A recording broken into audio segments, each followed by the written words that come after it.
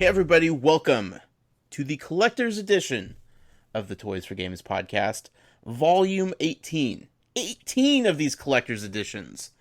We once did this podcast as kind of a joke because we couldn't stop talking about random other things while recording the proper Toys for Games podcast. And that spun into a spin-off podcast called the Collector's Edition. 18 volumes later, here we are. We are recording this on August, 25th, 2016. I am totally not ready for this show, but that's part of the fun of the Collector's Edition. I am one of your hosts, Josh Brown. I am not joined by my normal co-host, Jason Greer. He is preparing to go on a weekend getaway with the new lady in his life. He's pretty much abandoned me at this point. The fact that we even have a podcast still going on with his new love life is remarkable. I tell you what. In Jason's place this week, this episode, this show, trying to fill the incredibly large shoes that Jason occupies is none other than somebody you are all familiar with, but I think it's actually his first time on the show, which is mind-boggling. Ken, how have we never had you on the show before? I don't know, man. I'm so ready, though. It's incredible. Ken Pescatore? Yeah, Okay. Pescatore. Pescatore? Yep. Okay, I don't think I've ever said your last name out loud. And if I had, I don't think so either. See, it's weird when you connect with people digitally. It's like last names aren't really important. Sure. Yeah. I mean, unless you have like a name like Brown, then it's like, well, I mean, there's only one way to pronounce that. Ken, welcome. It's about time, right? Yes, sir. Man, you are in charge of our Facebook group, facebook.com/groups/Toys for Games. You are solely responsible for making that thing as awesome as it is. 100%. Today is the 1-year anniversary of the group. Is it today, actually? It's today. That is crazy. So I knew awesome. it was coming up. You've warned me that it was coming up soon, and out of sight, out of mind type of thing. Yeah, so it's come a long way in a year. Yeah. And the community over there is awesome and active, and couldn't ask for a better group to hang out with every day. Right. And, for those people that may be new to the show or don't know how this came to be, I was going back and forth on whether or not we wanted to have a Facebook group or a Facebook page for Toys for Games. Our friend Matt Sonnenberg, he was like, don't do a Facebook group. It's too hard to manage. It gets toxic really quickly. It's incredibly hard to deal with.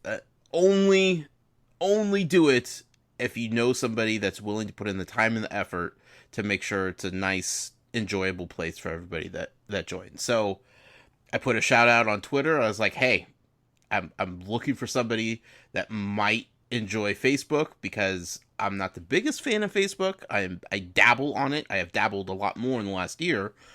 But I was like, I need help with Facebook because it's not my thing, but people are asking for some sort of Toys for Games group on Facebook. So if anybody out there likes Facebook and wants to help out, please let me know. And you wrote in like the most professional resume cover letter combo for a Facebook group administrator position that I've ever seen in my entire life. Well, I love doing it, and I have experience working in the music industry and the skate and snowboard industry of managing communities and building grassroots movements for companies, some guerrilla marketing and stuff like that. So I kind of have had some experience in that space. And at that point, I was a diehard fan of the show, and was listening since episode 2. I found you guys, so I was listening every week. I was all about it. I was obsessed, and when the opportunity arose, I was like, man, I got to go for this, and I'm glad I did. It's turned into quite the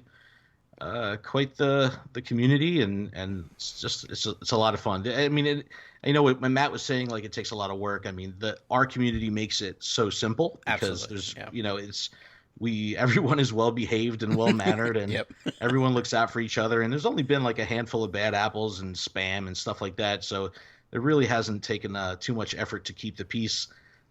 Everyone kind of self governs, and I couldn't ask for more. Right. But they also know that you're always watching also. Yes. The watchful eye is Yes. always upon them. So I think there's a little bit of fear in people when they enter the Facebook group. They're like, Ken's watching. That's Better it. be on the straight and narrow right here. So again, I mean, I thank you. I'd like to think I thank you all the time. I probably need to thank you much more on the podcast. But honestly, without you and without your dedication to the Facebook group would not be a thing. So, thank you on behalf of everybody in the Toys for Games community for doing what you do for this community. Awesome. No, I'm glad to do it, and I appreciate the support, and yeah, I'm looking forward to growing it even more.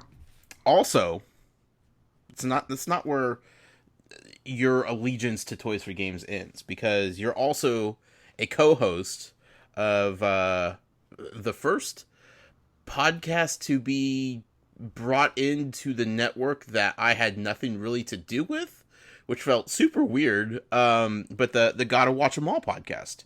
That's right. Yeah, I mean, it was an idea that I had. I was a diehard Pokemon fan for a long time, since day one, and I kind of fell off for a while, in the middle there, and in recent time I've gotten back into it, and I had this idea, man, like I really needed a creative outlet in my life, and I really wanted to get involved with podcasting. I said, look, this is a good opportunity for me to do something. I can kind of, I'm seeing a really heavy cross contamination between the Toys to Life community and the Pokemon community. Mm-hmm. I go, this is a perfect opportunity for me to do something, with Pokemon, but kind of wrap it in the envelope of, this Toys for Games community, because there's so much crossover. Right. So it was a good fit. It was a good fit, and I'm having a lot of fun. We're 4 episodes in now, and yeah, it's a blast. And you co-host it with your wife, correct? That's right. My wife, Melissa, and, we're high school sweethearts, so we've been together for like 22 years or something like that. So when Pokemon first launched, we were together, and went to events and stood online at Toys R Us at 5 a.m. for free promo cards, and that's so crazy. She's been through it all, and it's a lot of fun reliving all that history. So tell the people, for those that may not have downloaded and subscribed to the podcast yet, which you all should definitely do. It doesn't only support that show, but the entire Toys for Games network. Let people know what the show's about and what you do, and what the whole Gotta Watch 'Em All brand is all about.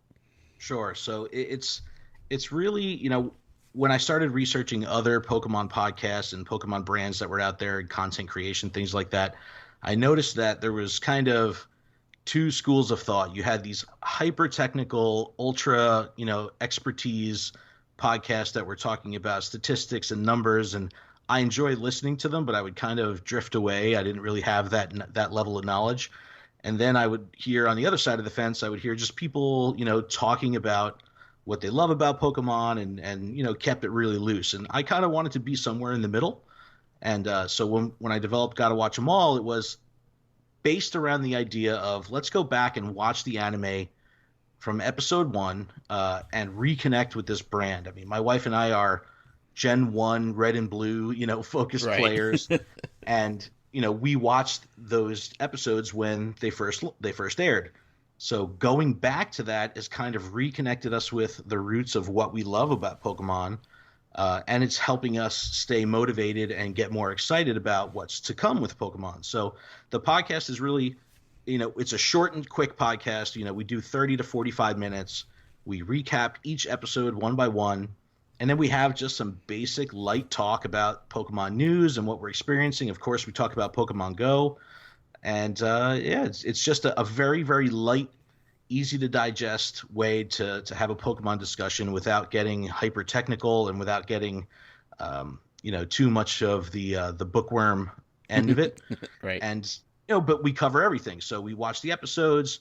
Melissa and I are avid TCG collectors and players. So we talk about the TCG. We have the Pokemon Go stuff. We have toy collectors. We have an 8-year-old son who's a Pokemon nut. So, this house is littered with plushes and pins and, everything that goes along with it. So we try to, touch on all that stuff. But again, it's just rooted in going back and reconnecting with the anime. Is there any chance he would have grown up not a Pokemon fan? There's no way. There's no way.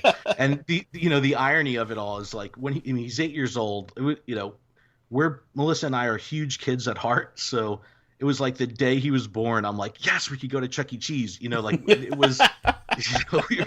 We were really focused on being able to reconnect with our youth, and we're total kids at heart, and I would nudge her every time we were in Toys R Us or buying diapers at Babies R Us or whatever, and we would see Pokemon cards. I go, hey, when are we gonna get back into this? And she would always mock me and say, look, that was a deep rabbit hole. We got bigger fish to fry now, and got adult things to worry about. Yeah, exactly. Once my son started falling in love with it, it was like that was my absolute perfect alibi and motive to get back into it, and we jumped in head first. Sure. Red or blue? I'm always on the fire side of things, so I'm definitely red. Okay. So back when the game first came out, you went red.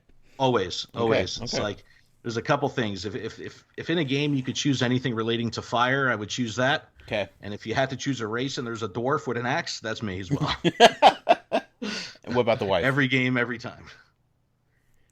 But and then in addition to the podcast, we do other cool stuff. I've got a YouTube thing going right now where we're doing unboxings. We're going to do more Pokemon TCG online streams. We're going to have some more contests, and I'm getting my gear together to start doing some Pokemon Go streaming. So we're getting some ideas together, and we're brand new. We really launched this on August 1st. Right. So, but it's come a long way already in a month, and I'm looking forward to where it'll take it. Just to forewarn people, right now, if you've come this far, and you're still not sure if you're going to stick around for the rest of the podcast, I promise you, this podcast will be Pokemon heavy. So, be forewarned or be super excited. Either way, this is going to be a Pokemon heavy show. For those that may not be familiar with the Collector's Edition, it has been a while since we did one. The summer was hectic. Jason and I have both had very difficult schedules to work around and to make a Collector's Edition happen. But it is something that spawned from us talking at length sometimes on podcasts about random things that had nothing to do with Toys to Life, and we were just like, we need to break this out and put it somewhere else just in case people are getting annoyed with this kind of stuff. Like, we were talking about Tsum Tsums every week, and then it started going into Funko and subscription boxes, and we're like, this needs to be its own thing. So we kind of keep it open. We don't have a regimented schedule when it comes to the collector's editions. We don't really have show notes when it comes to the collector's editions. We'll talk about subscription boxes. We'll talk about Funko. We'll talk about Tsum Tsum. We'll talk about anything else we're kind of interested in collecting, because that's what we do. And tonight's episode is not going to be any different. Ken, let's get down to it. Beanie Babies. How did you know? They're making a comeback. Not really. Just stay away from those folks. You brought up Pokemon Go. Yes. Jason and I recorded the Toys for Games podcast last night. We did not do a Pokemon Go update. He was too riled up and anxious to do his Skylanders rant, and I was just like, I can't shoehorn this in anywhere. Also, I knew I was going to be recording with you, and we were probably going to be talking a lot of Pokemon, and I figured, why just completely waste a possible segment about Pokemon Go on the proper show if we could save it for the collector's edition? Because, really, is there any aspect about Pokemon Go that has nothing to do with collecting? I think not.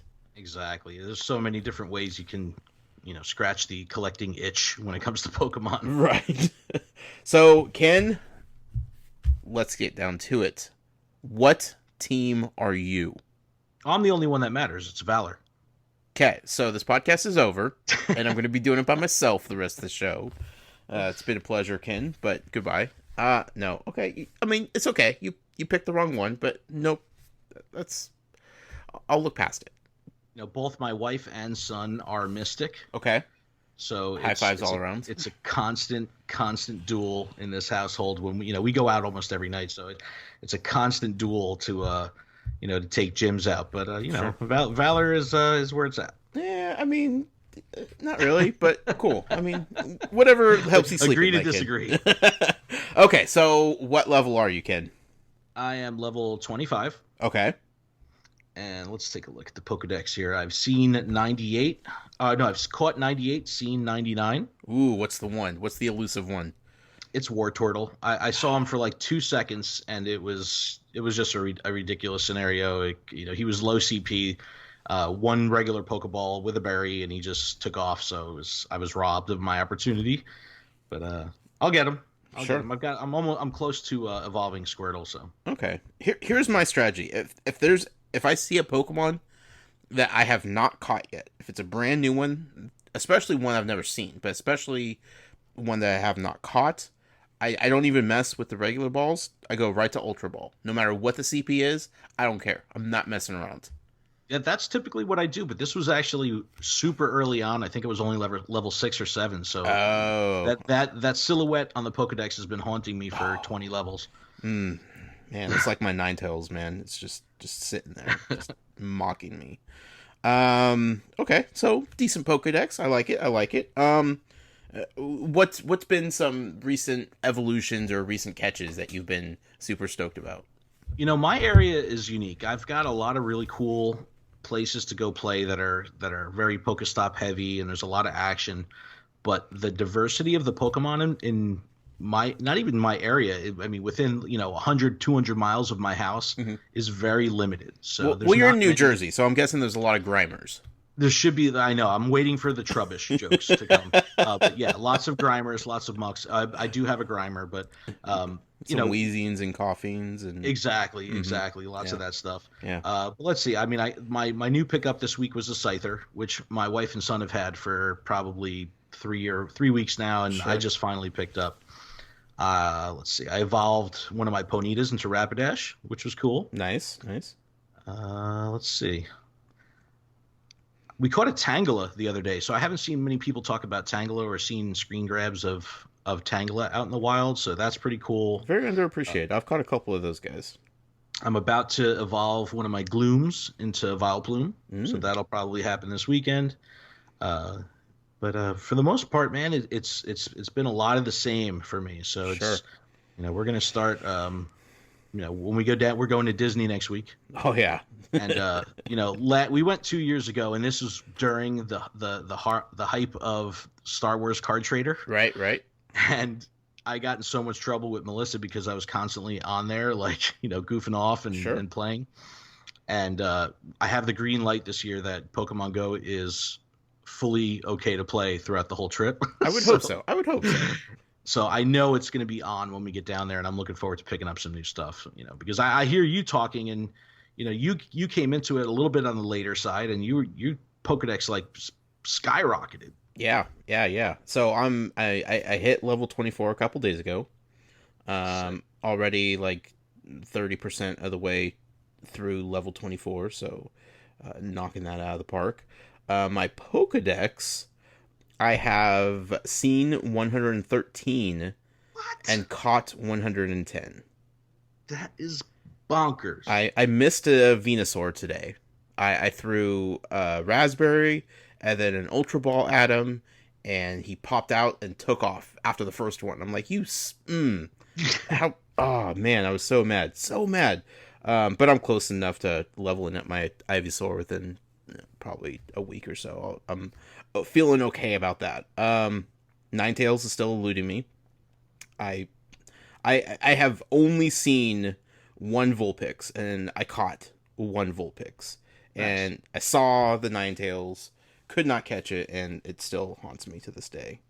The only other one that I have missed, and I still can't wrap my head around how I missed it, and it bums me out big time, is Onyx. I saw the silhouette pop up one day. I'm like, oh, it's on. Yeah, finally. Because it was my first time ever seeing the silhouette, much less, so I was like, I'm going to find him. And I tracked him down, popped up, and now I was throwing raspberries and Ultra Balls at him left and right. And then finally he just had enough of that and took off. I mean, peaced out. I went through 6 or 7 Ultra Balls that he popped out of. Raspberry, Ultra Ball, Raspberry, Ultra Ball. I've seen some major inconsistency with flea rates and breaking out of Pokeballs. Mm-hmm. I mean, I've faced down some pretty significant 40 CP Pidgeys that have taken broken out of great balls. And the other day, I kid you not, it was a 15 Weedle, and I used probably about a dozen regular balls. Then I went to 5 great balls. He broke out of a Ultra Ball. A 15. I was like, I don't care. I'm using an Ultra Ball, and this 15 Weedle broke out and then ran away. I was swollen. I was so mad. My favorite are the CP10 Magikarps that pop out, and it's like, come on, you're a Magikarp. Don't even stop it. Just stop it. That's the only one I have as a favorite. Is my 10 CP Me Magikarp. too. Me too. I always. I'll never get rid of you, buddy. I'm holding on to dear life for that guy. Have you evolved a Magikarp yet? No, I've got about 280 Magikarp candies, so I'm still probably 30-40 carps away. I have 380 Magikarp candies. Nice. I'm so excited. I'm like, yes, the grind, man. It's real. It's real. It's awesome. How do you decide which Pokemon to keep in your stash? Like, do you have a method? Like, for me personally, I keep them only if they're 1,000 or above, unless it's the only one I've ever had, and then I'll keep it until I get a higher level one. Then I'll put them to the curb. But like with the 8,000 Magmars that I've kept, I'm like, I'm only keeping you if you're level 1,000 or above. Like, we're not even playing this game, So what's your strategy when it comes to which Pokemon you keep? So I had a similar strategy when I first started playing. I would just flush out everything, keep my highest CP, and flush everything else out, regardless of attack, or hit points, or cost to upgrade, anything like that. Highest CP I would keep. Sure. In the past 2 weeks, though, I found a phenomenal free resource called PokeAssistant.com, and I highly recommend everyone checks out this site. It allows you to estimate evolutions, their IVs, which is their internal, their values of how actually strong the Pokemon is based on its hit points, based on its CP, and gives you an idea of how the Pokemon will evolve. Mm-hmm. And you run, you put your Pokemon in, you put its level, or you put its CP, you put its HP. And it'll explain to you, like, you have this kind of scenario if you evolve this Pokemon. So it's a fantastic tool that's proven, and it follows a very similar structure as the Pokemon 3DS games. Oh, okay. Because the Pokemon 3DS games have IVs as well, and this kind of lays everything out for you, makes it super user friendly. So now I have that as my homepage on my phone. So if I find someone and I want to see who to evolve or what to keep, you can run it through this IV calculator. Right. And it'll tell you exactly, what percentile of quality that specific Pokemon is. So I kind of use that tool to gauge what to keep. But, if I find something in the wild that's over 1,000, I'll keep it just to have a good, a nice deep roster. Right. But I this PokeAssistant.com, man, it's a fantastic resource. They should, I don't know, they need to have a larger presence. I think they're doing good stuff over there. Sure. Yeah. For mostly, I only keep the evolved forms of the certain Pokemon. Like, I'm not about keeping a bunch of Pidgeys for no reason. Like, just transfer those things. Like, get out of here. Not even worth my time. There's a few that, like, I want a first version of. I just always want to keep, even if I've evolved one. Like Cubone, Meowth, the 3 starters. Like, you got to have those. Sure. Right? I mean, you can't get rid of those guys. Psyduck, my guy Psyduck, man. Got to have a Psyduck. But for the most part, like, once I start evolving them, like, and then I catch the regular ones, like, I'll just keep transferring them and get that candy, bro. Yeah, well, I'm telling you, man, once you start digging into the individual values and learning how the IVs work, it's really solid. And then you can start, what I've started doing now is nicknaming my Pokemon based on their IV quality and also their moveset. So if I have, a specific type attack, I'll put that in the name of that Pokemon. So if I'm in a gym, And even if I'm using like a psychic type Pokemon, if it happens to have a ghost attack or something that's going to be giving me an advantage in battle, I'll make sure that I use that one, even if it has a lower CP, because Sure. I'm just going for the super effective. So, Yeah. That's how I'm starting to break stuff out now. And ultimately, I know that that's kind of the end game of Pokemon Go as you creep into level 30 plus, is that the only way to stay competitive in the gyms is to make sure that you're maximizing each Pokemon that you're putting in against, who's taking in the gym. So, Right. getting into that level of detail with the attacks, I mean, that's kind of the key. So, I nickname them. It makes me. It gets super technical. Like Sure. that's one of the cool things about Pokemon Go is you can play it super casual, or if you want to, you can kind of dig in deeper and go hardcore. Yeah.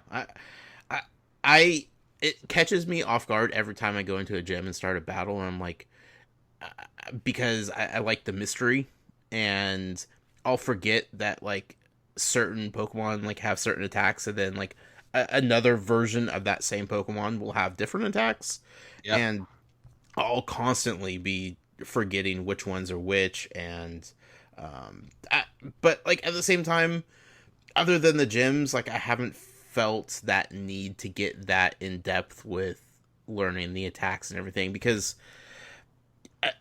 it's so superficial, when it comes down to like taking down gyms. Once, if this game ever evolves into like being able to like battle somebody that you're walking past, and actually get like, Yes. that kind of stuff going on, then I'll probably be a little bit more interested in learning the minutia of how to battle and whatnot. But right now it's just like I'm just tapping anyway, so it's whatever. That's the fun of it, though. I mean, you can kind of you can have two people walking in opposite directions playing the same game and Yeah. completely have different outlook, different style, different and use different mechanics within the same game. It's very flexible for how basic the interface is. Mm-hmm. I did catch my first Snorlax the other night. I was super Dude. stoked about that. I have not found Snorlax. I'm super bitter about it because Melissa's favorite Pokemon is Snorlax. There's Snorlax everywhere in this house. It's ridiculous. She told me she's going to divorce me if I don't buy her that giant pillow Snorlax for Christmas. She told me straight up, she goes, "Look, I'm telling you now, January 1st, I'm out unless there's a Snorlax under that tree." So, my son and Melissa both have caught Snorlax. I do not have a Snorlax, and I'm very sour about it. Man, where are they going that they're getting all the Pokemon that you aren't? So now the irony of this is they went food shopping and they caught Snorlax in the supermarket parking lot, which I thought was hilarious. Oh, nice. So now it's like I go every day and I drive through the parking lot of ShopRite to try to find Snorlax. I've been it's totally unlucky, but he's super elusive in this area. You want to know where I caught my Snorlax? Where At a drive-through bikini barista stand. is absolutely bizarre, and I love it.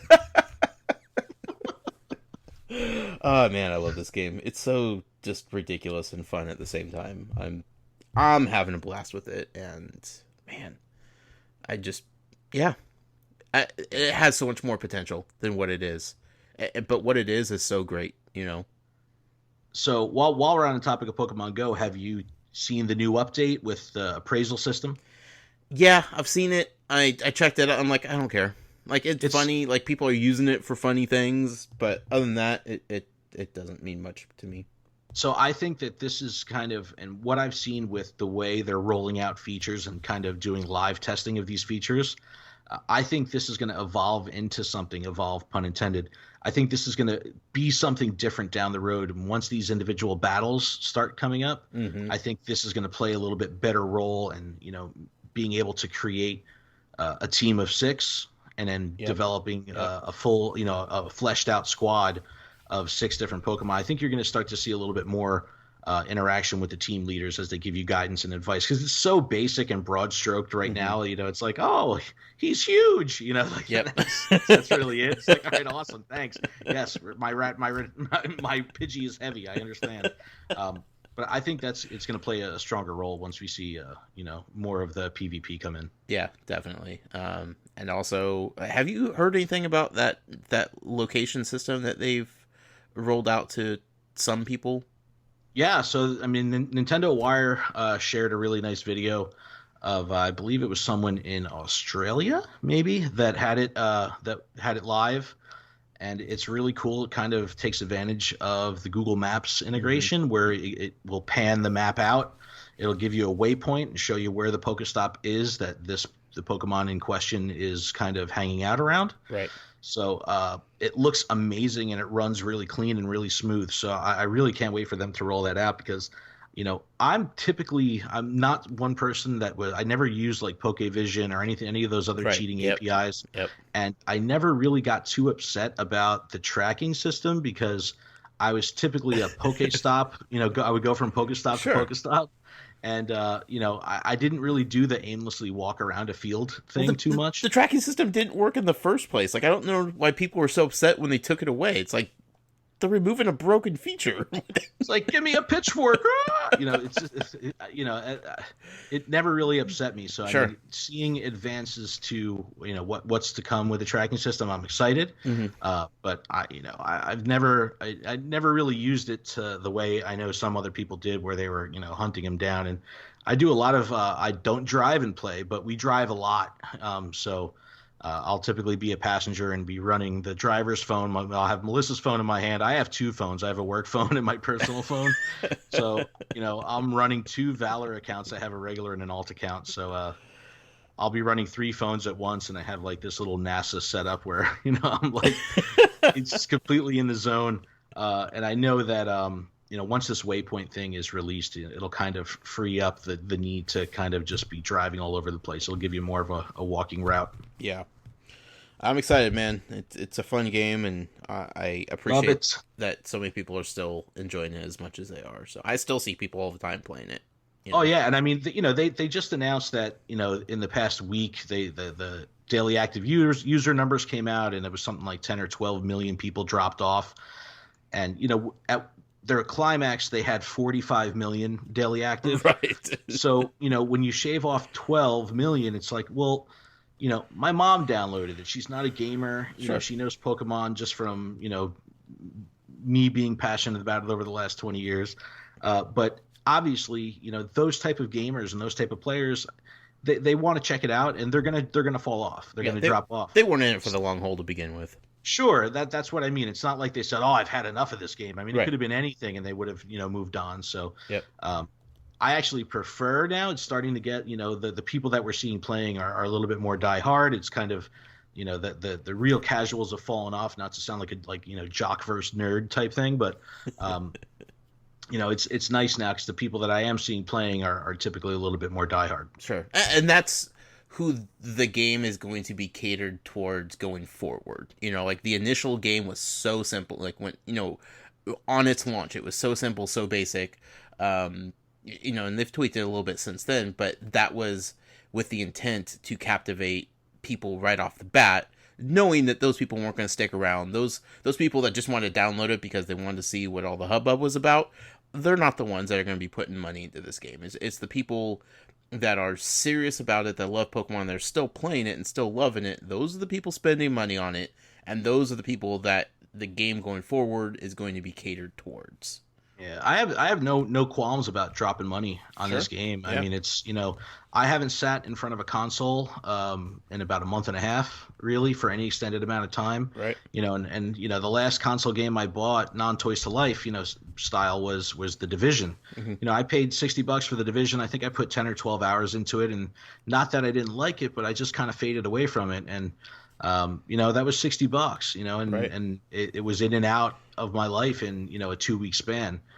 Where here I'm playing every single night. I'm bonding with my wife. I'm bonding with my son. I'm going to new places. Mhm. We're visiting all. It's such a a complex things that are going on around the game. It's like I have absolutely no problem dropping money on it because it's really that worth it to me. Absolutely, yeah. There's no shame, and I've never understood this when people like scoff at people that, or scoff at others that drop money on a free to play game, and it's like, you absolutely should be giving money to something that you enjoy that much. Like Sure.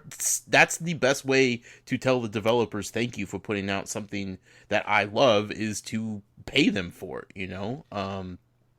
So I've never understood that mentality of attacking people or putting people down for dropping money on a free-to-play game, because go for it. That's something you like and you enjoy, and if you get some reward and you get something out of dropping a few bucks here and there, absolutely go for it. And the other good thing is it's a free to play game, but it's not a pay to win game. There's certain games where I play Clash Royale, and with that game I've never spent a penny, but the advantage that you get from spending money in that game is significant, and you know it when someone has spent money in it. The money that I'm spending on Pokemon Go, it's enhancing my experience without giving me this direct advantage over the people I'm playing with, and it's just kind of I really appreciate that. And even like when Mitomo came out, you had to really dig deep to find where to spend money in that game.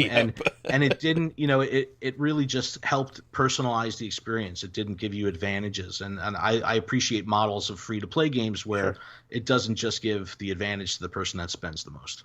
Yeah, absolutely. It's just to make your experience personally better. And, could you imagine if they had put some system in place where you could only throw X amount of Pokeballs before you hit a cooldown period, but hey, if you wanted to, navigate around that cooldown period, throw a couple dollars in, and then you could go right back to throwing Pokeballs. Oh, dude, I have so much problem with speed up timer spending. I mean, like easily, but this game could have easily put something like that in there.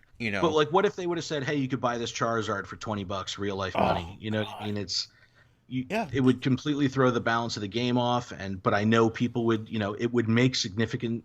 Huge amounts of money very quickly for the company, but it would destroy the community and it would destroy the game. So I'm so glad they didn't take that route. Yeah, they were very smart with what they did and how they've done it, and hopefully that doesn't change. So, that's about all I have to say about Pokemon Go. But I know you have some things you want to talk about with Pokemon, right? Sure. Yeah. I mean, Pokemon. It's interesting that we're seeing this kind of fleshed out long-term strategy that Nintendo is using with the launch of Pokemon Go. So in this past month, 3DS sales have doubled, and the amount of Pokemon Sun and Moon pre-orders, I think, was something like up 40 to 60%, something like that, 50%. Wow. So you're seeing these people that have either can't come into the Pokemon universe for the first time, or someone like me who was a Pokemon fan back in the day and are re-engaging with the brand, now have enough interest to say, you know what, I love Pokemon, I'm into this, I want to play more, I want to play the core game, and these people are now converting from Pokemon Go to the 3DS.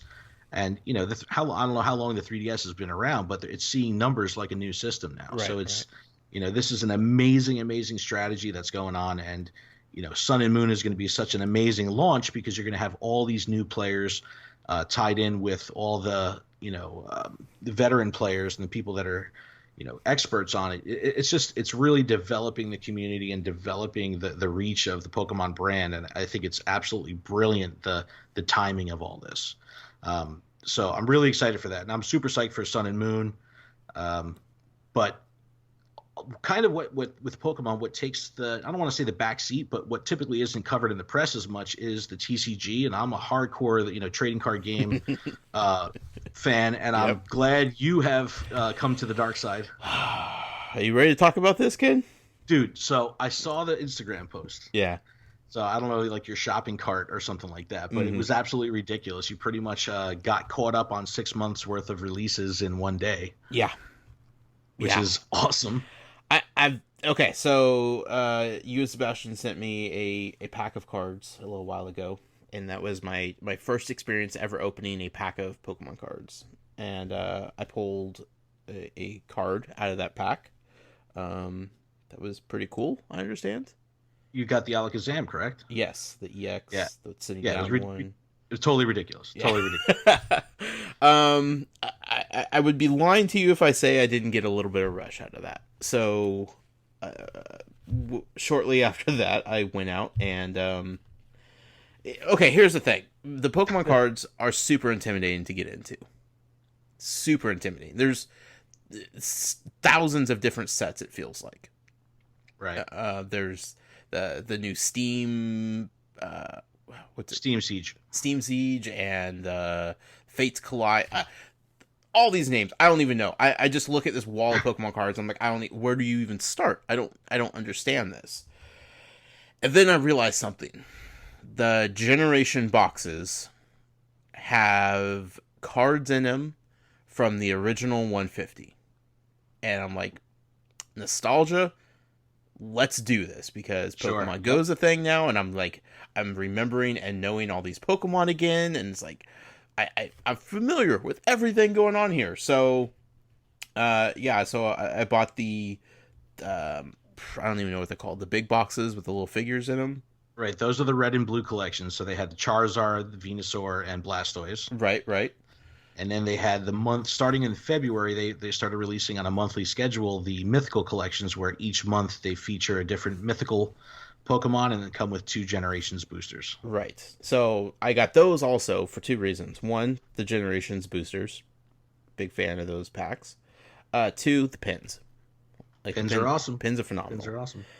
Here's my problem, Ken. So I have bought every one of the mythical packs at this point. I bought all 3 of the generations packs. There's Pikachu to still come out, correct? Correct. Okay. So I'm all caught up with everything that they've released. I haven't got the Elite Trainer box yet. I don't know if that's something I need. Here's my problem, Ken. I have this gigantic stack of Pokemon cards, right? Right. I have no idea what to do with them. I've never. Just get baseball card boxes, man. Not how to keep them. I know there's a game involved. I don't know how to play the game. I don't know if that's a game I want to play. I don't know if it's. I'm lost, man. All right, they make it exceptionally easy to get acclimated with the actual physical card game. Okay. And the best way to do it is download the app of the TCG Online. Okay. It has a phenomenal tutorial. Okay. That goes through all the mechanics of the game, all the different abilities and different statuses, and all the technical aspects of the game. It presents it in a very well-paced, easy-to-digest way that you can always revisit for reference. So you put, 1 or 2 nights into running through the tutorial and the basic, single-player version of the TCG Online, and you'll pretty much be off to the races by day 3. Okay. Is there any tie-in between the physical cards and the online game? There is. So every time you buy a booster, it's going to come with a code card that has a little QR code on it, where if you're playing on the desktop version, you can scan it in like that. And then you can unlock a digital pack of cards with every physical pack of cards that you purchase. Are you kidding me? And the digital cards are not the same pulls as the physical cards. I should have read that card more clearly. I thought that was just an advertisement to download the app. Did you keep them? No, I threw them all away. Oh, gosh. Oh. Every pack I've opened, each one of those cards is a digital pack. For crying out loud. Why didn't nobody tell me this? There's a whole interface where you scan it in. It comes up with 10 cards, and you pull them all. And they're the exact cards that are in the physical sets. Same artwork, same attacks, same numbers, and you can keep track of your collection through that. So if you're buying a Generations booster in real life, you unlock a digital Generations booster, and it's an incredible tracking and collection system within the app as well. Well, I failed that. I have a stack, man. Check your mail in like 4 days. Okay, I did keep, however, the special cards that were included in the mythical packs, because you unlock like the mythical Pokemon in there. Right. And those cards were clear as day. Like, hey, you could unlock the mythical Pokemon by using this card. So I'm like, okay, I'll keep those. So I have all those kept, but and those will also give you 2 boosters. Oh, perfect. So like, and if you were to use the card that came with like the Charizard EX Red and Blue collection, it'll give you the Charizard plus 4 boosters. Good to know. Right, but yeah, man, you got to try it out. It's very easy to digest, and it's definitely intimidating to try to learn the card game with the physical cards. Sure. There's some awesome tutorials on there. I think actual Pokemon official channel has a really good tutorials. Okay. But when you're listening and then trying to go back and play, it's a little tough. Sure. Whereas with the app, it walks you through step by step, and you can go forward, go back. It makes it real easy to do. So that's the way to go. Do I need the Elite Trainer box? Do you need it? Yeah. No. Are you going to get it? Yes. So the Elite Trainer boxes are really cool. One, they're super high quality boxes, so you can store cards in there. But you get a really nice set of themed sleeves for the cards, and they're ultra high quality sleeves. Okay. You get card dividers, so if you're running the rack of cards, you can use these really nice divider tabs. You're also going to get dice, and the dice are going to be themed to that box, that specific box. And you'll see, like, to count the damage, each card has a hit point rating. So to count the damage as you go, you can either use coins or just dice. So you'll get some really nice dice. You'll get a coin, and you'll get special status indicators, like if you're poisoned or you're burned or something like that. Sure. So it's a really nice collection. It comes with a bunch of boosters, and it comes with a super nice collector book that it's full color, high gloss, and shows every single card in the set. Oh, rad. Okay. Yeah, really nice. Really, it's definitely worth the price. Main reason I want it is the booster packs for the generation booster packs, because you can't buy those individually, right? No, unless you pay a premium from a private seller. So this is the best. It's the most cost-effective way to get a bunch of generations boosters for sure. I'm in love with those. Okay, well, maybe I'll do that, kid. Maybe I'll do that. It's in your cart already. Don't act like I haven't looked at it several times. Here's a fun thing I want to do with you. Like I said, I have an entire stack of cards now that I'm just now beginning to learn what to do with. I have this other stack that I'm holding in my hand right now that appear to be special cards. They're shiny. They look fancy. And I don't know how good they are. Now, going back to the fantastic Alakazam EX card that I pulled, I realize that some of these may be pretty interesting. I don't know. I don't know on the scale how rare or cool or valuable any of these cards are. So I want to run through them with you, Ken. Sure. This isn't to brag. This is just so I know, because I don't want to spend my time going on eBay and looking up each individual card. And remember the days of like Beckett's for sports cards? Absolutely. I mean, they made Pokemon specific Beckett. Oh man, I love Beckett's. I every month I'd subscribed. I get the baseball one, and I got the basketball one, and I got the football one. New cover athlete each month, man. Those things were legit, and the prices like fluctuated like 3 cents every month, right? But it was interesting that when I was younger and I collected baseball cards, predating the internet, I'm an old fart. It's amazing that you would rely on hard copy. Yeah. And tell you how much something was it's worth. just like non-existent now. I want a Beckett. I want a Pokemon Beckett right now, but I can't have one because I don't think they exist anymore. Not anymore. So I'm going to use you as my own personal Beckett, if you don't mind. All right. So do you know about the different rarity symbols that are on the bottom of the cards? Not a chance, my friend. Okay. So I got these all separated into different styles of special cards that I could figure out, but that's as far as I've gotten. All right, so the easiest way to identify the rarity of a card, they break them down into 3 symbols. Okay. So next to the number of the card on the bottom of the card, you're going to either see a solid black circle, a solid black star, or a solid black diamond. The circle is a common card, the diamond is a rare card, the star is an ultra rare. Okay, star, circle, and diamond? Correct. Okay, what about like a... Okay, well, I have some... What if the star is... These are very complicated. Okay.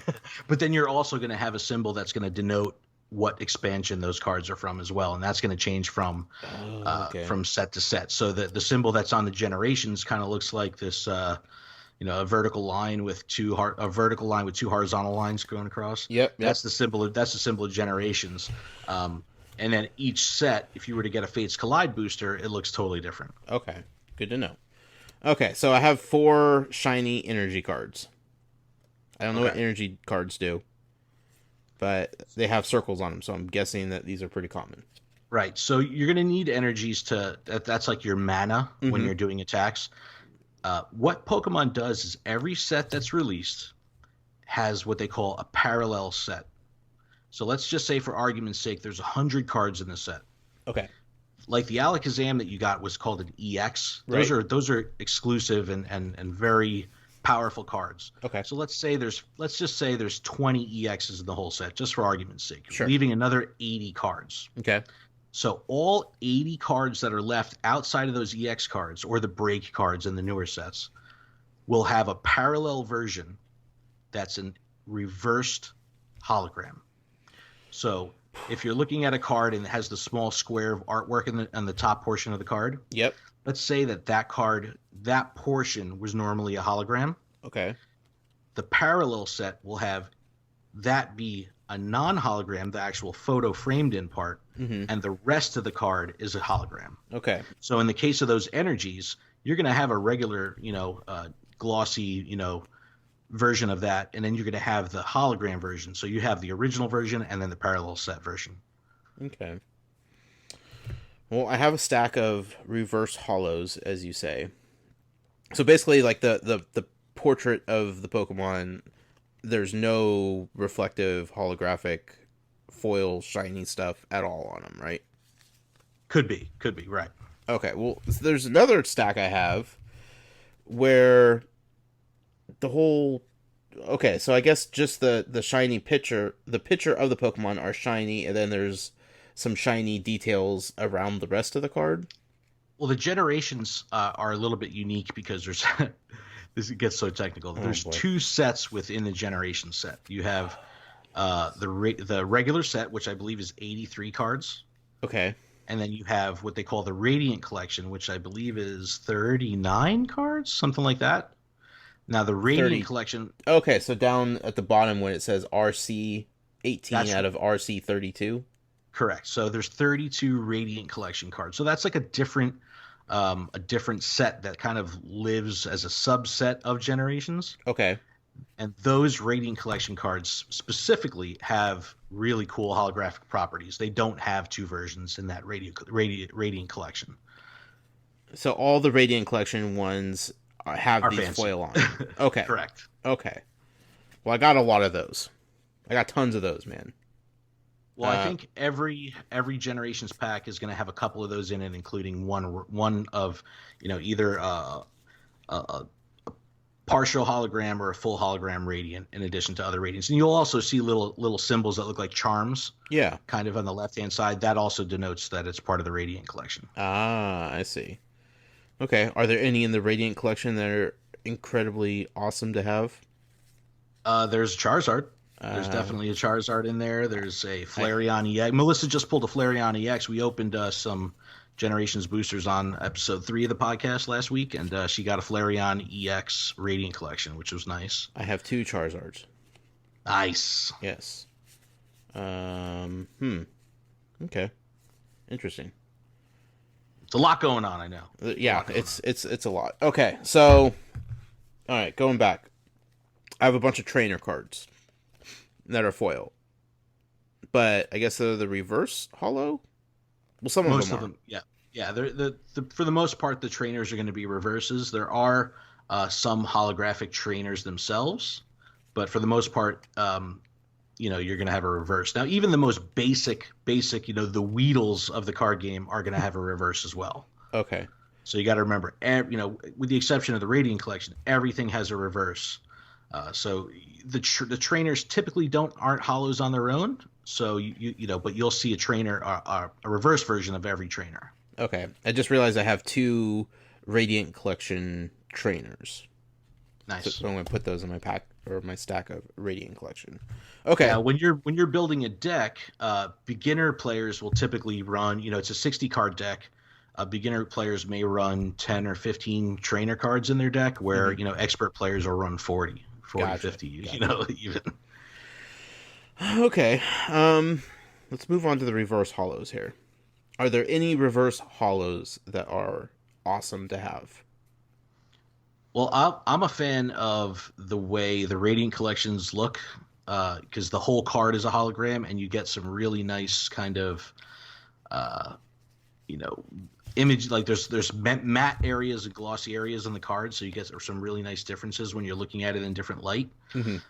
But you got to remember the reverse hollow doesn't necessarily denote rarity. Okay. Because even the most common of cards is going to have a rare version. Right. But when you look at a card that has a normal holographic version, those are the ones that have a star at the bottom, so that denotes a rare card. Right. So when you get a reverse rare combination going on, those are the ones you really want to keep your eye out for. Okay.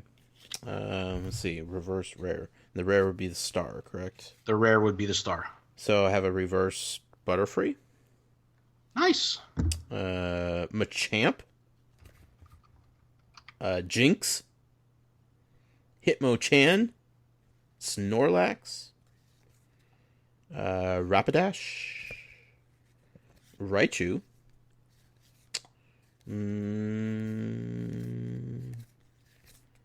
Let's see. Nope, that's it. That's all of the rares of the reverses.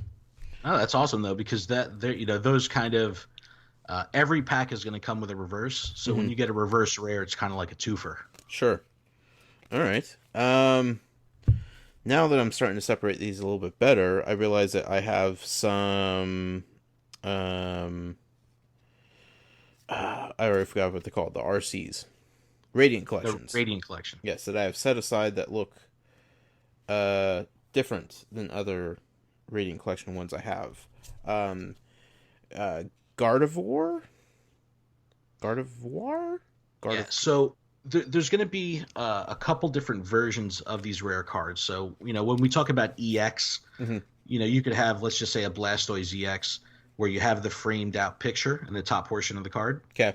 And then there's going to be, you'll hear the language full art. And with a full art card is it's still going to have the text on the bottom half, but instead of the image just being isolated in the frame on the top half of the card, it takes up the entire card. And I believe that Gardevoir card in the Radiant Collection is what they call a full art. Yeah, Gardevoir EX, yeah. Yeah. I have three of those. That's awesome. That's really good trading fodder. Okay. And also if you build a deck that uses Gardevoir, it's not like Battlecast where, you can only use one card per deck. You can run a deck that has, multiple Gardevoirs in it. Gotcha. Okay. Well, then I also have a Flareon EX, full art. Flareon. Nice. Mm-hmm. And a Pikachu?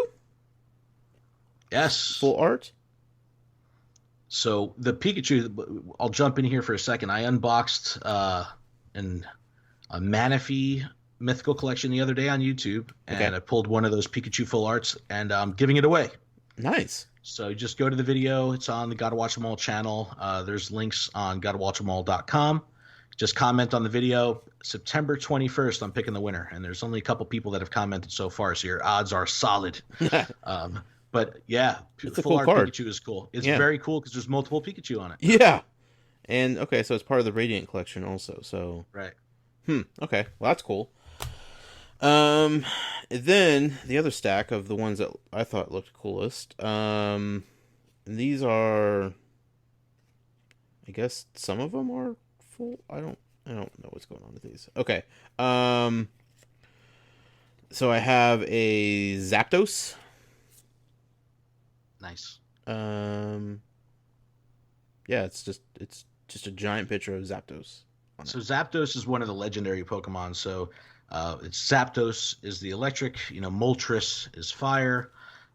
Whenever you get any of these legendary Pokemon, they're held in very, very high regard in the lore of Pokemon. Is that why they have like the texture on them also? Yeah, well, the full art cards have that cool texture to them. Oh, okay. The full art non man, this EXs. Yeah, okay. Yeah, okay. So I got a Zapdos like that and an Articuno. Nice. The like other that. legendary. Okay, then the rest are all EXs. I have a Jolteon, a Vaporeon, You had some solid pulls. Leafeon, a Venusaur, and 2 different Blastoise. That is awesome. Yeah, so in the regular set, you're gonna. I think it's like there's a regular version, and then you have if there's a letter M Mm-hmm. before the word Blastoise, Yep. that's mega. That's a mega evolution. Right. So that's one of the mechanics that they brought in with the XY generation, Right. where the Pokemon transforms, has different powers. In the game, it has different mechanics that are associated with it. It kind of takes the place of two cards. If when you defeat the opponent gets two prizes instead of just one, Mm. and they have super high hit points typically, and their attacks take way more energy but do exceptionally more damage. Yeah, I love is that Japanese on them? Yes, and typically what the Japanese says is the name of the first move listed on the card. Oh, that's cool. Huh. So, like, I think, let me see if I can pull up a photo. So how many of the Mega Evolution EXs are there? It varies by set, Okay. but there's typically a small handful. Gotcha. Man, I'm in love with these cards. There's a lot, it's relatable to Pokemon Go where you can collect the cards and have fun with them and just have a collection of cards and be done with it. Or you can dig in from the collector's angle and really start separating the cards and doing all this fun stuff of just breaking out your collection and kind of going to catch them all. And it's very easy to catch the itch when it comes to the cards. I mean, just having numbers on them and knowing that there's 100 to collect and you have 80 of them, it's a very highly motivating. So have you gotten into the Steam Siege ones yet? I have. So Melissa, Josh, my son Josh, and I, we went to we play in a Pokemon League every week. Okay. So we went to the Steam Siege pre-release event a couple weeks ago, where we got some exclusive cards and we were able to do a draft booster tournament. So picked up, I got that set. I think we got 5 or 6 boosters that day as part of the pre-release event. And then I've picked up, maybe 3 or 4 cards or packs here and there. But I have a booster box in or out right now, so Nice. we're gonna go big. And then, so all these special cards that came in all the boxes that I bought, they don't fit. Do they fit into the sets themselves, or? So there's typically will say the word promo on the bottom and then have a number next to it as well. Okay. So there's a promo set, and this goes back all the way to the original cards that were released. There's promos. So are you kidding me? You kind of have this ongoing promo set from day one. AKA, I'm way too late to the game for that. Getting into some of these older cards could be pricey. But the good of it is you can just pick a generation and start there and then just start to fill in the collection from there. It's Sure. Without getting overwhelmed. Well, I'm already overwhelmed, my friend. Well, I needed that. I've been ever since that day when I bought all those packs and everything, I've just kind of been sitting on these. I didn't know what to do with them. I didn't know how to get like a good rundown of what I had, if I had anything worthwhile. It seemed like there was a lot of cool cards in it, but you never know. So There's 2 fantastic online resources. I mean, the Pokemon.com official website, believe it or not, is very collector forward. really, So when you go to that website, it gives you a ton of information. And there's printable checklists for a lot of the sets. And you can get really nice high res images of the cards and get a good idea of what to expect from each set. And then there's also they have their own Wikipedia that people have made. It's called Bulbapedia, and it's pretty much my go-to source for all things Pokemon. Whether it's the anime or toys or just conversation, but they also go through each set, each card in exceptional detail. As if it was, like world history. Like that's how detailed they get with it. So right. if you go to Bulbapedia, it's a rabbit hole you could probably fall down for a week or 2. I don't have that kind of time, Ken. Yes. Yeah. Awesome. Well, did your brain explode yet? a little bit, yeah. Melted a little bit. But I needed it. It's something I've been wanting to get into. It's intimidating to jump into something that's been around for so long. It is. Anyone has questions on any of this stuff or how to get started or anything, gotta watch them all podcast at gmail.com. Just hit me up anywhere on the Facebook group or whatever, and I'll walk you through and help you get started. That's awesome. Anything else Pokemon related you want to throw out there? They did just, you're talking about the EX cards and the Mega Evolution cards. These were new mechanics that they released, and to keep the game fresh, they released these new mechanics. So now they just started teasing the Sun and Moon generation collections that are going to start coming out in the fall, and they're introducing a completely new mechanic called GX cards. And this is going to have, exceptionally high-powered attacks. Like I'm looking at, Solgaleo and Lunala, who are the legendaries that are on the cover of Sun and Moon.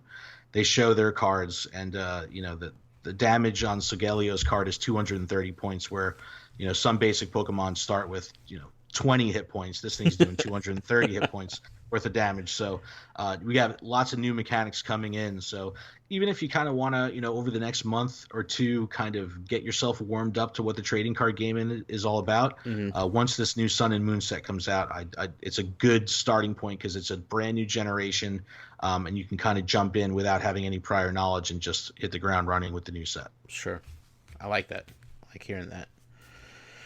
Awesome. Whew, a lot of Pokemon. A lot of Pokemon. Hey, I warned people / promised people, so it was bound to happen. Let's talk Tsum Tsum. Yay. You collect Tsum Tsum? I collect by default because Melissa is a huge collector. So, she's been collecting. She was casually collecting for about 6 months, and in the past couple months, she's done the whole Tsum Tsum Tuesday thing. Mm-hmm. I'm looking at my wall right now, and I'm looking at about 50 of them on display. So we've got a pretty solid collection going right now of the minis, and we've got quite a few big ones too. Are you doing full sets, or are you picking and choosing which ones you like? So I'm a completionist. So if I buy them for her, I go for the whole set. She'll tell me like, look, I don't need the set. I can pick and choose, and I don't know. That kind of like disconnects some neurons in my brain if I have an incomplete set. God, that hurts, doesn't it? Dude, it's the worst. So, but, so I'll always go for the full set. But she, she can pick and choose and be absolutely fine with that.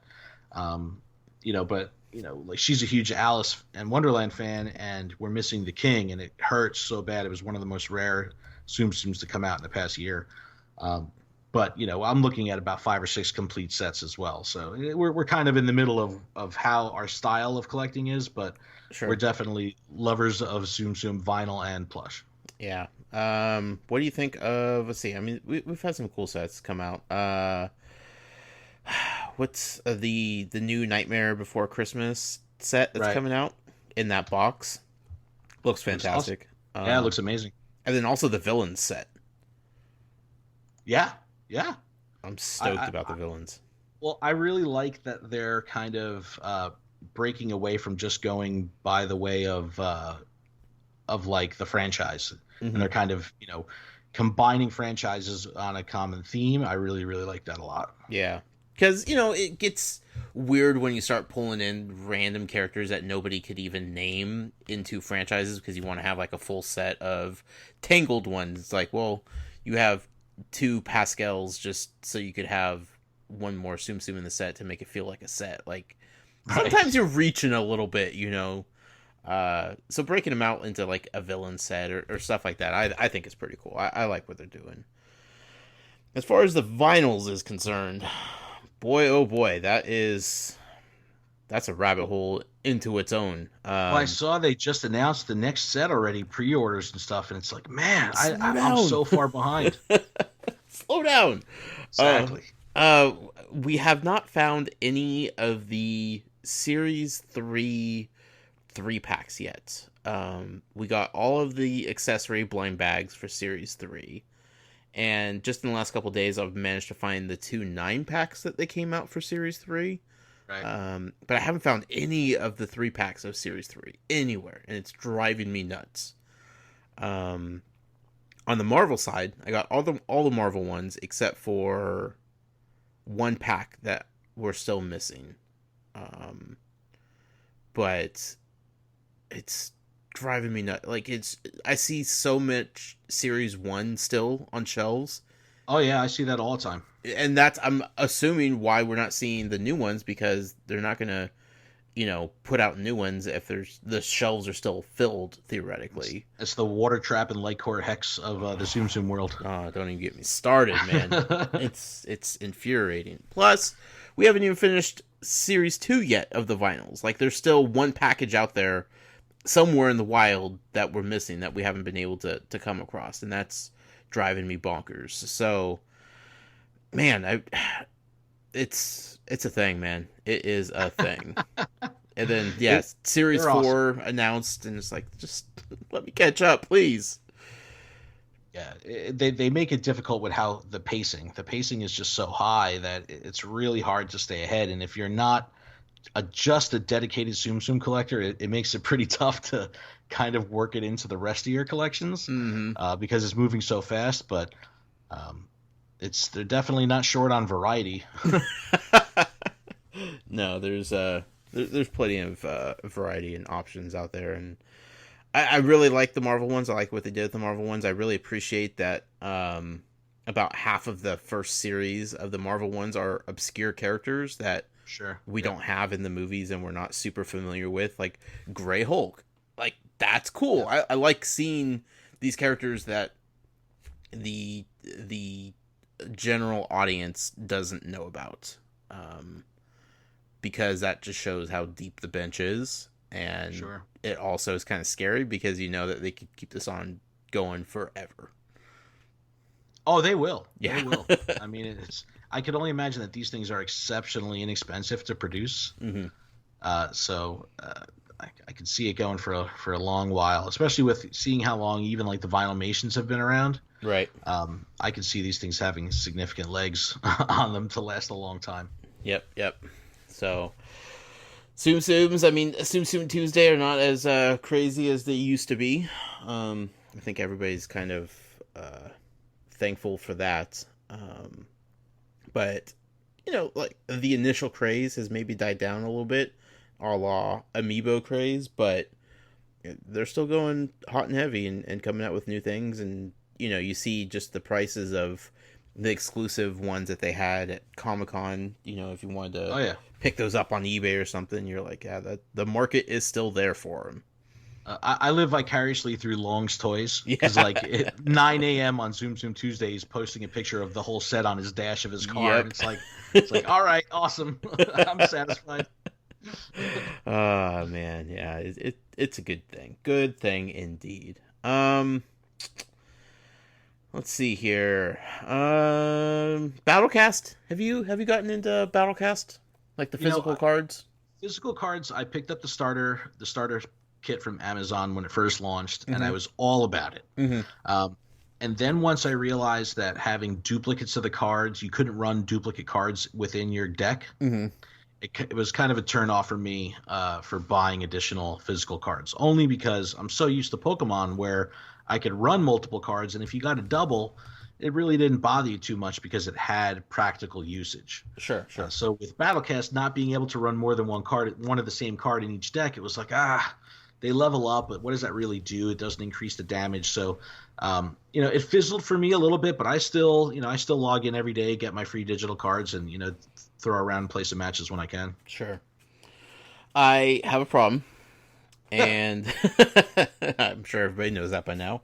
I have like several hundred duplicates sitting around because I may have bought maybe like 6 starter packs. When they dropped down to like $12 each, yes, I was like, I'm losing money not buying these things. So I've bought a lot of packs, Ken. A lot of packs. And they're still fun to open. I have a lot of deck boxes that are still in the packaging because I don't know what to do with them. I'm still missing like 12 or 13 cards from the full set. And that's unbelievable considering how many... Post up in the Facebook group, man. I know, I'm going to. I have my checklist all ready to go, and I keep thinking about it, but every time I think about it, I'm in the middle of something else. So, yeah, there's a few that I'm still missing. But I have tons of the foils, the silver and gold ones, and those are still pretty sweet. And my collection of those are growing, but man, it's incredible how many duplicates you end up with. Just Yeah. man, Yeah. Well, it's not a very big set. How many cards is it total? 280 or something. And out of that, I know a lot of them are rare. Like there's a pretty high count of rares in the Right, game. right. So when it comes down to the common and uncommon, there's high probability of dupes. Yeah, yeah. It seems very unbalanced. But I don't know, man. At that price, I was just like, I'm going to keep buying these because I like opening the packs. They're cheap enough to where it doesn't feel like I'm wasting too much money on them. And it got to the point where the last couple starter packs I opened. Now the starter packs have 9 of the single packs in them, and then 2 of the battle packs. Right. Each single pack has 8 cards, and each battle pack has 20 cards, but 6 of the 20 are the same in every single battle pack, whether it be Spyro or Trigger Happy. Right. So like theoretically, there's like would be 13 packs of Battlecast cards in each starter pack, right? Plenty of cards to look through. The last couple starter packs that I opened, so that would be 26 packs essentially. I think I pulled 3 cards that I didn't have. Yikes. That's upsetting. That happens to me a lot with the digital packs. I'll get a digital pack, like I'll spin and win a full booster. I'll get all excited and I'll have every single card I Sure. have. But at least in the digital ones, like they double up, and then like you don't have to be responsible for having a pack of Right. cards sitting on your counter, and you don't feel like you just wasted a bunch of money. And Battlecast, man. I don't know, man. I think that it's never really got the support it deserves. And Yeah. unfortunately, I think it's, by the time Imaginators comes out, you're probably gonna, that space is gonna be taken. Yeah, probably. Yeah. Oh well, I'll just have to satisfy my crave and itch to open packs with Pokemon, I guess, There you go. because they're constantly coming out with new stuff. Can't even Yep. keep up with that stuff, man. They're 20 years deep. It's not going anywhere. Probably not. Probably not. Um, Usually we do some reviews, some breakdowns of subscription boxes. It's been a while since we've done a collector's edition, and honestly, I couldn't even tell you how many subscription boxes I've gotten since the last collector's edition. So instead of me doing it, we're going to turn it over to the sponsor of this show, who, forgive me for not saying it at the beginning of the show, but I wanted to get an intro in for you, and then we started talking Pokemon, and one thing led to another. Alex, Atari Alex on Twitter. I am so sorry for not mentioning it before. Alex Correjo, again on Twitter, at Atari Alex. He is the sponsor of the Collector's Edition. He has a very awesome podcast that he does with his friend. It's called the ABC Podcast. ABC Podcast. It's every week. They're up to episode 23, 28, something like that. I can't remember. Consistently every week. It's a great show. It's fun to listen to. Alex has been a big supporter of us for a long time. So I encourage everybody out there listening to go check out Alex's podcast. And they talk comics and movies and TV and video games and everything else under the sun. Really enjoyable for everything nerd culture related. ABC Podcast. But Alex wrote in, like he has a tendency to do. He got the email in time, which is encouraging. Nice. Alex also has a tendency to deliver emails late to the party. But he wrote in. He said, "Dear Josh and Ken." He didn't really say Ken, but Don't break the magic. It's been a long time since I've written into the show, so I'm not really sure where to begin. Apparently, writing emails is not like riding a bike. I guess I'll start with some subscription box reviews and interject my own personal opinion here. This is why I'm not doing the subscription box reviews, because I'm going to let Alex do it via this email. He says, I won't go into too much detail, so as to try and keep this email a bit shorter. But if you want to hear more of my thoughts, you should listen to the ABC podcast, where I do a live unboxing and review of all 3 Funko boxes when I get them in the mail. It says, first up, Smuggler's Bounty. And this last Smuggler's Bounty, I believe, was Jabba's Palace. He says, I think this was the best Smuggler's Bounty box yet. They added in unique things like the mug, the hat, and the plush, which was really nice to shake up from the usual stuff we get. And the R2-D2 pop was so wacky that I never would have thought of it, which made me love it even more. I don't know, have you seen it, Ken, the R2-D2? I have not. Okay, so it's when R2-D2 is in Jabba's palace and he's turned into like the bar server, and he has like the tray attached to him above his head. Yes. Okay. They made a pop of that. Fantastic. The power of the internet has brought that in front of me, and it's fantastic. It is. It's so good. He goes on to say the Suicide Squad box from Legion of Collectors was much like the movie itself. Not awful, but not great. The shirt was nice, the Enchantress pop was fine, and while I appreciate them trying something new with the reaction figures, I also have no use for them, so I was underwhelmed. And of course there were Joker and Harley Quinn reaction figures in that, and I thought they were cool, but I'm not trying to collect those things as well. I don't have room for every single piece of collection. So I liked them, but I agree with them on that one. It says, last but not least, the Collector Core Women of Power theme was in the middle between the other 2. The shirt was a very simple design, which has pros and cons, but I like it overall, though I am disappointed that it was Spider-Gwen's only representation in the box. I'm going to cut in here and say that the Spider-Gwen t-shirt is one of my favorite t-shirts to wear. I just love it so much. It's just a black silhouette line drawing of Spider-Gwen's head, and it's awesome. It's on like a heather gray shirt. Perfect. Nice. He says the mystery minis were cool, though I think they lacked the charm of the previous mystery minis included in the Ant-Man box. I'm going to agree with him because there were 2 mystery minis in each box, but everybody got the same 2. And they told you right on the box which character was in which mystery mini box, so there was no mystery behind them. So I don't really know why they did what they did, but whatever.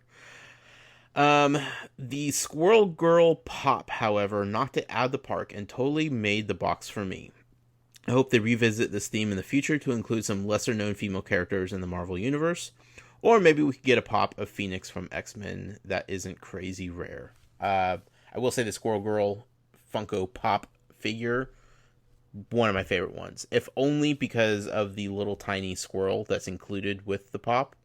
That is its own bobblehead. Oh, nice. Fantastic. So he finishes his email with 2 quick questions before I end this email. And Ken, feel free to interject here. First, if Funko were to add a 4th subscription box to their roster, which they should, because it feels like all 3 boxes come so close together, then I have to wait an eternity for the cycle to start over, what franchise do you think it should revolve around? I think a generic movie or TV box would work pretty well, but I think a Disney box is the way to go. The possibilities are endless. So what do you think, Ken, if they were to reveal a 4th box? They have Star Wars, they have Marvel, they have DC. You know, the Disney box sounds amazing. Right. You can't go wrong with a Disney license. Mm-hmm. I think that it's deep enough that they could do, kind of carry their obscure styling to some really off the beaten path characters. If they were to do Disney, I wouldn't want to see it, Mickey, Minnie, Donald, Goofy. I would kind of want to see, the Pete the Cats of the world and right. Things like that. But I think Disney would be absolutely awesome. But I'm also a fan of when they do real world type things of actual human characters. Mm-hmm, mm-hmm. So the Golden Girls. Come on, I'm ready. I'm ready for some Golden Girls pops. They're coming. But so I kind of like stuff like that. That's just like very, very niche and very culty, kind of brands. But can't go So, wrong with Disney though. so I gotta maybe like agree a with Alex. basic TV or movie subscription box. If they did like a Nick at Night Mm, kind of thing where they have like some old shows from the 70s or 80s, sure. I could appreciate that, and I think there's a lot of fun in there. You could see stuff like MASH or Cheers. I think that kind of stuff would be cool. Yeah. You think they could do that on a regular basis though, or do you think the well would run dry too quick? I think if they kind of theme it out where it's 80s pop culture kind of thing, there's plenty in there. Mm. Yeah, I like the Disney suggestion. I feel like Disney could probably do their own thing, but they do work with Funko quite a bit. It's not out of the realm of possibility for them to jump in, especially with Star Wars and Marvel always already being a part of it. Let me throw this out here for you. We once heard rumors, and this was a while ago, that Nintendo was interested in getting into the subscription box game. Right. What if Nintendo partnered up with Funko?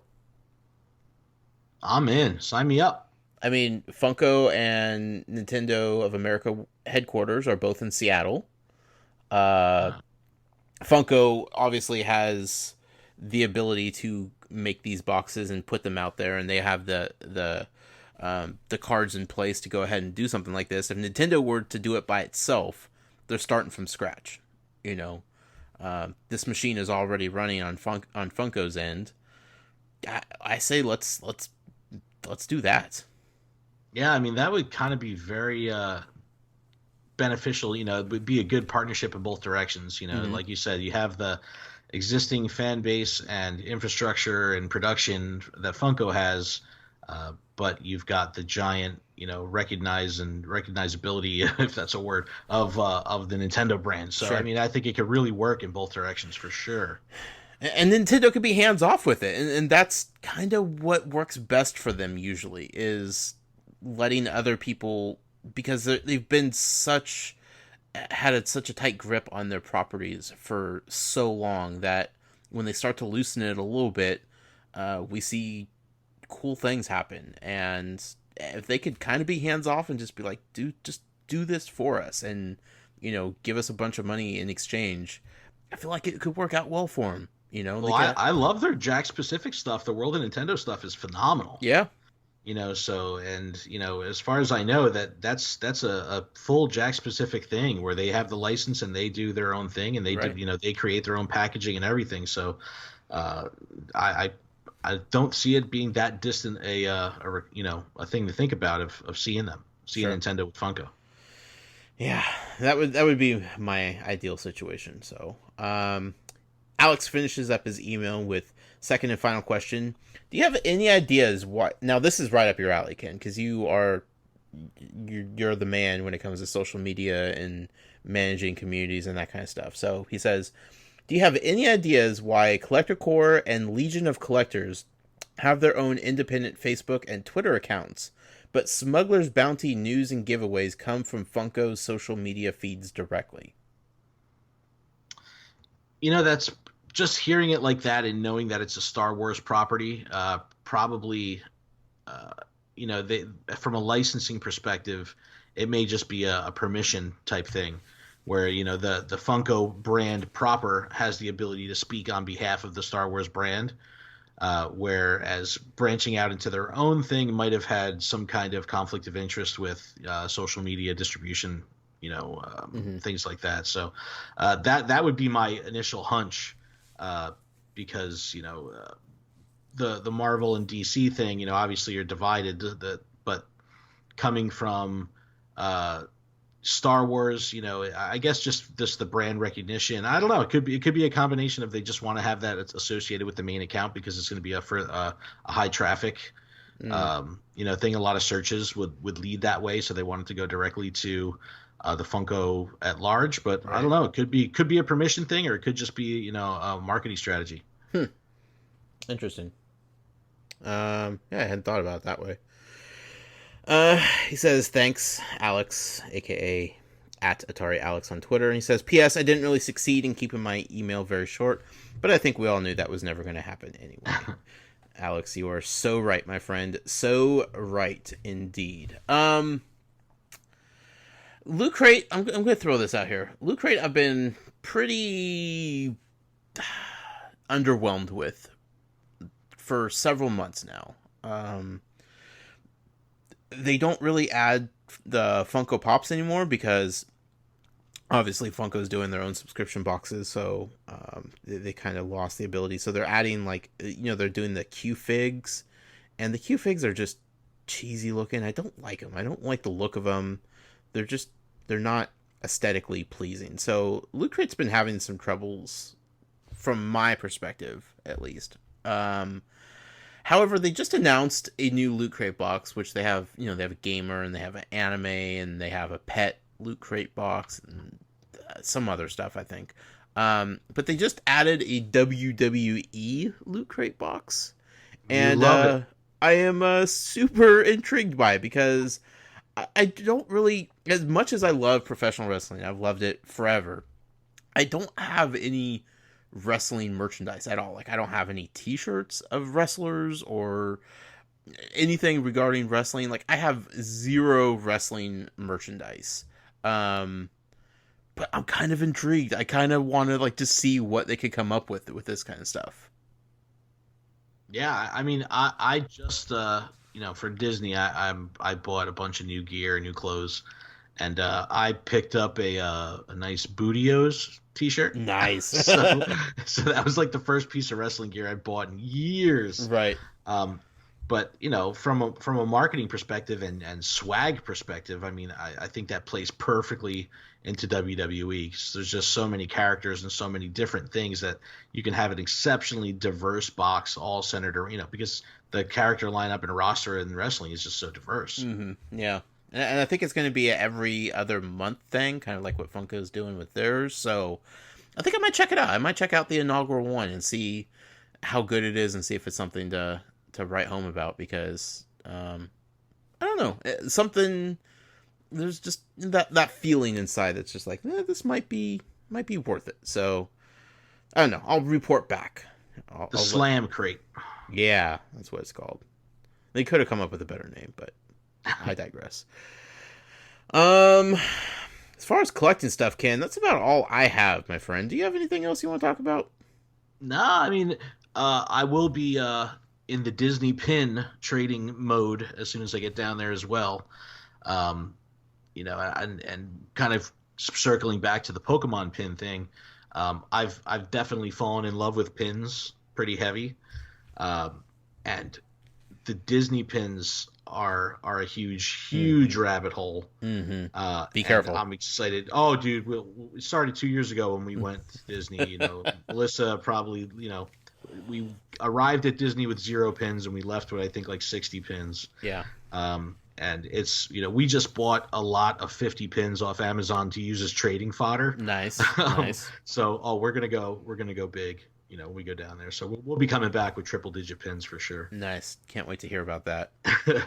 One last thing I want to plug. Speaking of collecting stuff and whatnot, we have a panel at PAX West next week. That is focused and centered around not Toys to Life, like you would imagine, but actually the collecting aspect of all things, not just Toys to Life. Where, man, I can't remember what the title of the panel is called now. That's horrible. Basically, it's structured around the thought of being a collector is okay, and you shouldn't be embarrassed or feel bad about it. And there are people all around you that collect all kinds of different things, and being a completionist isn't bad. But basically, it's going to be like a prep rally for getting people to realize that it's okay to be a collector, and you should have your collections on display if you want. You should be proud of whatever collections you have, and you shouldn't hide them in boxes and feel shameful for them. So it's going to be a really fun panel. It's going to be me, Jason, Matt Sonnenberg from Skyliners Character List, and then Colin, my co-host of Joys of Games. So it's going to be us 4 knuckleheads talking about collecting all kinds of stupid stuff. The best part about it, and this is going to be a little a little teaser for what to expect on the panel here, Ken. Colin is going to talk about how he has recently sold a bunch of very expensive Funko Pops that he's been hoarding to actually fund his trip up to Seattle. So, Nice. When he told me that, I'm like, wait, so we're doing a panel about how it's okay to collect stuff, and you're going to be on the panel, and you're going to be talking about how you had to sell your collection, or not had to, but chose to sell part of your collecting so that you could actually be here to talk about collecting. That's so awesome. The irony just runs thick with that man. Yes. So it's gonna be fun. Matt is getting closer and closer to launching the collection crossing, and we all know Jason's obsession with collecting everything and anything. So it's gonna be a fun panel. It's a Sunday night. I'm gonna have a full write up about our pack schedule up on the website toysforgames.com. But it's Sunday night panel. It's gonna be fun, man. It's gonna be a lot of fun. So Gotta collect them all, and that's okay. yes, that's the name of the panel. Yeah, yeah. So and that was before like the whole Pokemon craze caught off. So I kind of nailed that marketing. Yes, by accident. So yeah, that's gonna be fun. Jason might Periscope it again, like we did the panel for PAX East. So be sure to follow us on Twitter and all that kind of stuff, and you'll possibly be able to watch that one, because our second panel that we're doing on Monday about the custom figures, that one's actually going to be streamed live on Twitch from PAX. So everyone will be able to watch that when you won't have to watch some janky Periscope of the panel. But the collection one we're going to have some fun with, and I'm sure we'll do our best to Periscope it and record it and everything else. So awesome. That being said, Ken, thank you for joining me tonight and doing this. It was long overdue, one, that we get you on a show, and two, that we actually do a collector's edition. People have been banging on tables waiting for this to happen. So thank you for joining me, man. No, tons of fun. It's always fun to talk Pokemon and hang out with you guys. So, awesome. Definitely. So where could people find you at? So personally, on Twitter, I'm at ProudGamerTweet. But more importantly, you can find Toys for Games pretty much everywhere. Join us in the Facebook group, facebook.com/group/Toys for Games. We also have a emerging actual Facebook page that's going now. So if you want to get your news kind of in a little bit more focused manner and see it actually in your news feed when you're on Facebook, give us a like over at facebook.com/Toys for Games. Make sure you give us a sub on YouTube. We're starting to push all of our podcasts up to YouTube now, and we're going to have individual playlists for, the Toys for Games cast, Collector's Edition, Joys of Games, Tales from Godric's Hollow.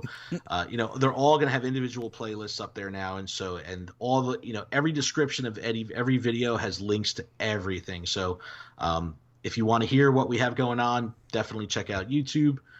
And that's about it. GottaWatchEmAll.com is the new project, and you can reach me through there at GottaWatchEmAllPodcast@gmail.com. Especially if you want to talk about Pokemon. Yes. Only if you're Team Mystic, though. If you're not Team Mystic, don't even bother writing in. Oh, my head.